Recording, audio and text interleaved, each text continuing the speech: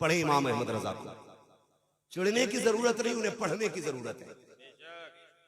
जो पढ़ना जानता है वो इमाम अहमद रजा को पहचानता है। जिसे पढ़ना नहीं आता उसकी समझ में इमाम अहमद रजा कभी नहीं आता। हाँ। आप पढ़िए जरा, समझिए सरकार आला हजरत को। लोगों ने कहा इन्होंने शिर्क को बढ़ावा दिया, बिदअत को बढ़ावा दिया। तो सुनिएगा, आला हजरत ने शिर्क को बिदअत को बढ़ावा नहीं दिया, आला हजरत ने अकीदे तौहीद को बढ़ावा दिया है। कैसा मामला था सरकार आला हजरत का, जानते हो? सरकार आला हजरत की गली में ना फकीर आ गया।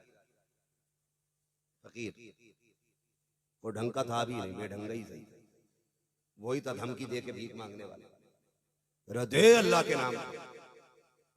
और कुछ ना मौलवी की सूरत देख के बत्ती भाग जाती कुछ लोगों की। कुछ पीर, कुछ फकीरों का मसला ऐसा, मौलवी को देखा चिढ़ गया, उन्होंने सोचा ये देगा थोड़ी, उन्होंने पहले ही धमकी में लेना चाहा, दे वरना हवेली पलट दूंगा। किससे कह रहा था? किससे? नाम ले सकते हो तो लो, बोलो, मुझे लगना चाहिए सुन्नियों में बोल रहा हूं। कितने लोग आला हजरत को जानते हैं? बोले किससे? आला माशाअल्लाह, मैं सुने कुल्लियों में नहीं, पक्के सुन्नियों में बात कर रहा हूं। अरे क्या बात है।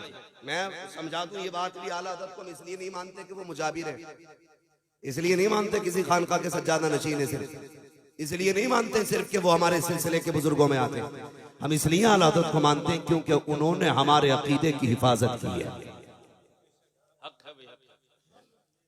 इसलिए मानते हैं कि उन्होंने हमारे अकीदे की हिफाजत की है।